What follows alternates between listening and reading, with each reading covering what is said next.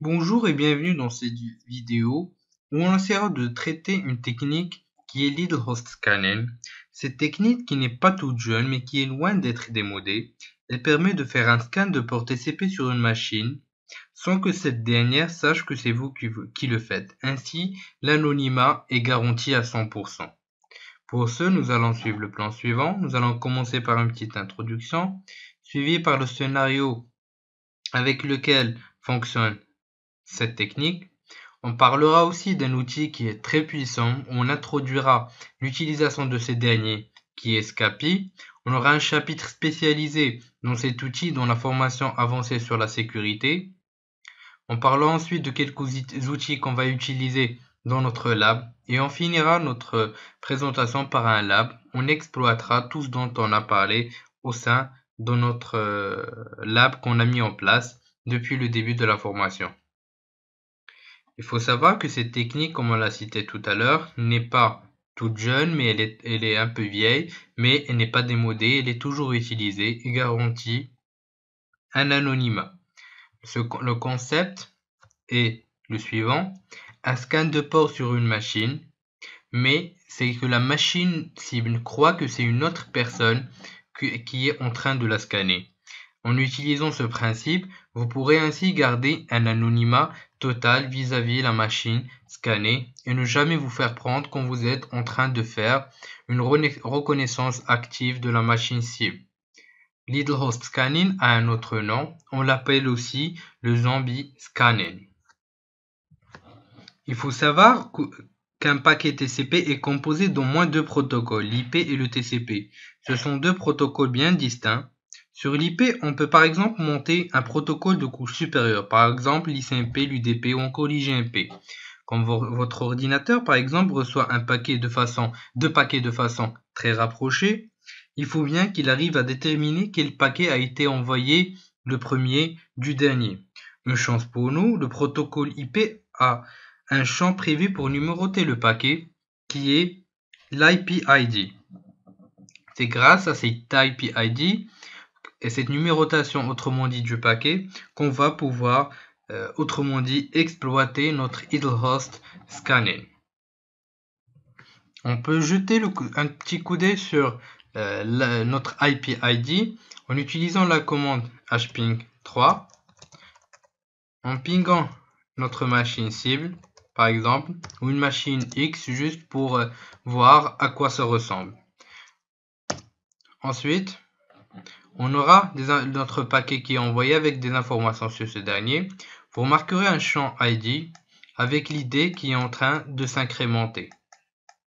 C'est ce dont on parle, c'est notre IP ID. Comme on l'a cité, les machines choisies pour être utilisées à ce niveau sont parfois appelées zombies. Une fois qu'une machine zombie a été retrouvée, la première étape est de déterminer le numéro de l'IP-ID, ce qu'on a découvert dans le slide précédent.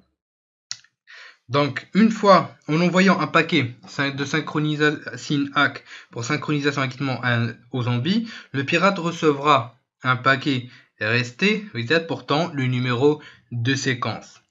L'étape suivante consiste en l'envoi d'un paquet SYN à la machine cible en usurpant l'adresse du zombie. Si le port de la machine cible est ouvert, celle-ci répondra au zombie avec un paquet SYN-ACK. Le zombie va donc envoyer un paquet reset à la cible, car il n'est pas réellement l'émetteur du premier paquet SYN. Puisque la machine zombie a dû envoyer un paquet RST, elle incrémente son IP-ID par 1. C'est ce qui permet à l'attaquant de découvrir si le port cible est ouvert. La dernière étape est donc la vérification de l'IP-ID, en envoyant à nouveau un paquet SYN-ACK à notre machine zombie. Si l'IP-ID contenu dans le paquet RST reçu en réponse a été incrémenté 2 fois, on est certain que le port cible est ouvert. En revanche, si l'IP-ID n'est incrémenté qu'une fois, alors l'attaquant saura que le port est fermé et filtré. L'outil Scapy. Scapy est un puissant outil d'injection et de manipulation de paquets dans un réseau. C'est un module puissant pour Python permettant de forger, décoder, émettre et de recevoir des paquets d'une multitude de protocoles, comme l'ARP, DHCP, DNS, ICMP, IP, etc. Il peut facilement manipuler la plupart des tâches classiques, comme le scan, le traceroute, le sniff, etc., sachant que cet outil est vraiment extrêmement puissant et on aura un chapitre dédié à ce dernier au niveau de la formation avancée sur la sécurité et le hacking. On utilisera les outils suivants. On utilisera Scapy comme module d'exploitation de LeadHostScan. On essaiera aussi d'avoir une petite introduction de Scapy, comprendre comment on forge les paquets au niveau de ce module, etc. Nous allons aussi performer un scan en utilisant Nmap et on va aussi utiliser HPing3. On l'a déjà utilisé à vrai dire quand on a essayé de vérifier, de visualiser l'ID dont on essaie de parler, donc l'IP ID que va utiliser le pirate pour performer son needless scan. Sans tarder, passons au lab et performons cette attaque, voyons à quoi ça ressemble exactement.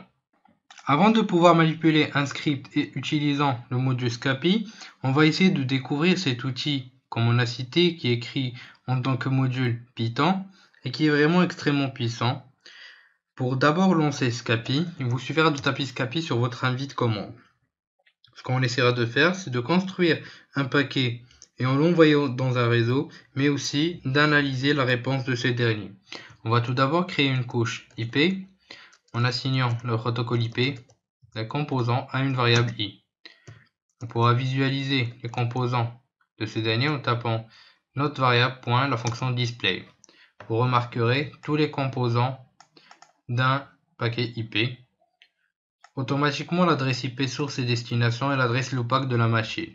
Ce qu'on va essayer de faire, c'est qu'on va essayer de modifier l'adresse IP destination en tapant i.dest et en spécifiant l'adresse IP destination.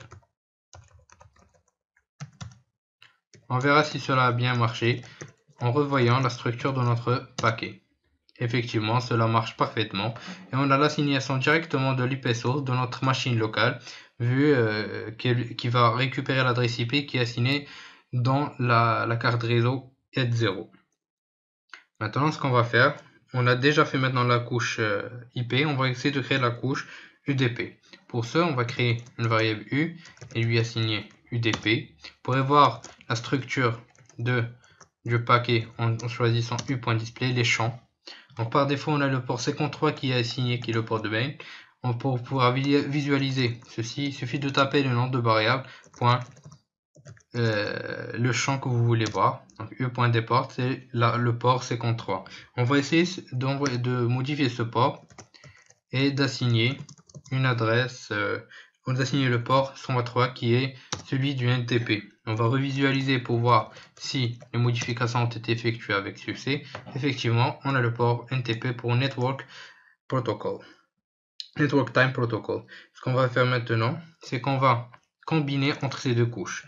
On va créer une variable requête et lui assigner les deux en spécifiant le nom des deux variables.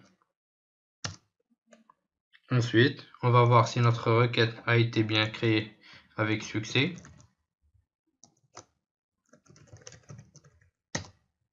Effectivement, cela s'est fait avec succès. Maintenant, on va essayer de récupérer notre réponse en utilisant la fonction SR1 et la requête. Donc voilà, on a reçu notre paquet. On va essayer d'analyser ce dernier en choisissant réponse.display encore une fois.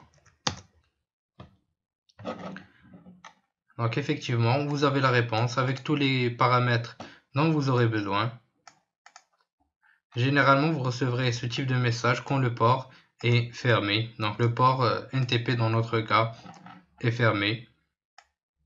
Vous pourrez vous amuser à forger des paquets, analyser les réponses, pouvoir manipuler des paquets, etc. en utilisant cet outil qui est vraiment très puissant. On peut faire vraiment des choses qui sont incroyables en utilisant cet outil. Ça, c'est le cas où on va aller petit à petit pour comprendre les choses. Mais on peut aussi faire tout ça en une seule ligne, comme qui suit. On va tant créer une variable response, lui assigner la commande SR1, le protocole. Puis l'adresse IP destination, on va lui assigner l'adresse cible. On va fermer, on va combiner avec de l'UDP.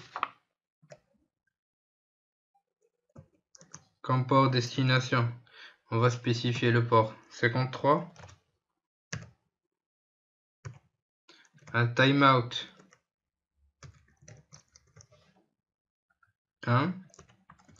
Un verbo de 1.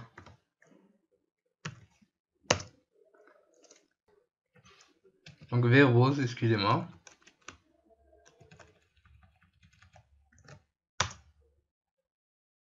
Et voilà, on a reçu notre paquet, on peut l'analyser comme on le souhaite. Donc vous remarquerez que c'est vraiment un outil qui est extrêmement puissant d'utilisation, qui vous permettra d'analyser, de forger, de manipuler des paquets comme vous le souhaitez au sein de réseau. Nous découvrirons aussi d'autres utilisations très avancées de Scapy telles que le sniff, le spoofing, etc. Cela reste vraiment un outil qui est extrêmement puissant. Maintenant, passons à l'analyse du script qu'on va pouvoir utiliser lors de notre idle host scanning. Ceci est le script qu'on va pouvoir utiliser dans notre scan que vous trouverez dans la zone des ressources. Ce script va utiliser le module Scapy et il est déjà commenté. Vous remarquerez l'utilisation de la commande qu'on vient de voir pour la manipulation de paquets. On va construire un paquet utilisant l'IP TCP pour récupérer tout d'abord l'IP ID dans notre machine cible et ce qui suit comme étape, ce qu'on vient de voir dans la présentation. On verra ensuite ce qui va se passer en utilisant ce script au sein de Kali pour voir les réponses, pouvoir analyser ce qui va nous donner comme information et faire une petite comparaison en utilisant Nmap. On va donc utiliser cette machine qui est une machine sous XP qui sera notre machine zombie qui a l'adresse 192.168.133.144. On va ensuite se diriger vers notre machine Kali. On va se diriger vers le bureau et lancer notre script qui est le voici idle-scan.py. Pour l'utilisation de ce dernier, il suffira de taper le nom de script et il vous donnera l'utilisation de ce dernier. Ce qu'on va essayer de faire maintenant, c'est de scanner si le port 80 est bien ouvert.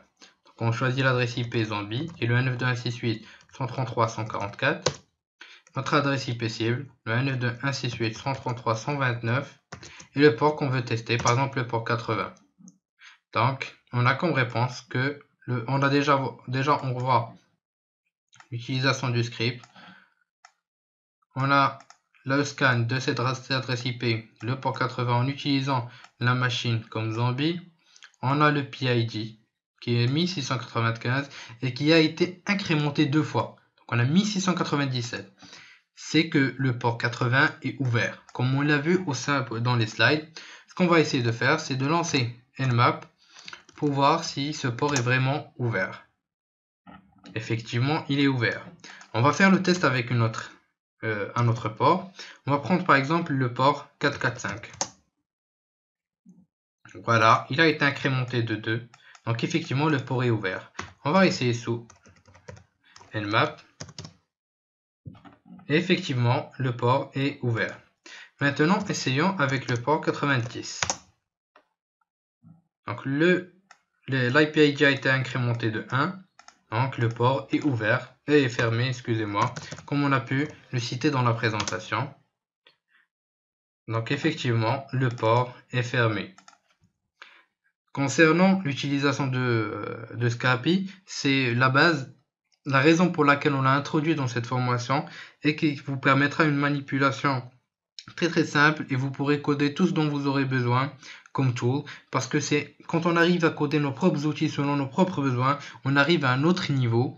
On essaiera d'utiliser cet outil comme on le veut, d'une façon professionnelle et non utiliser des outils qui sont déjà déjà existants. Revenons maintenant à notre script pour voir ce qui s'est passé exactement. Tout d'abord, on a dit qu'on avait récupéré l'adresse IP de notre machine zombie grâce à une requête synhack.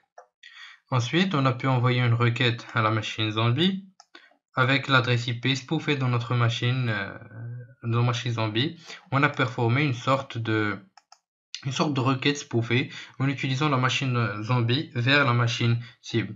Ensuite, on a pu récupérer l'ID, donc l'IP ID dans notre machine zombie, donc la réponse de notre machine cible, en quelque sorte, vu qu'on va analyser cet IP ID. On va voir si l'IP ID, comme on a dit, a été incrémenté par 2. Ça veut dire que le port est ouvert. Si l'IP ID a été incrémenté par 1, ça veut dire que le port est fermé.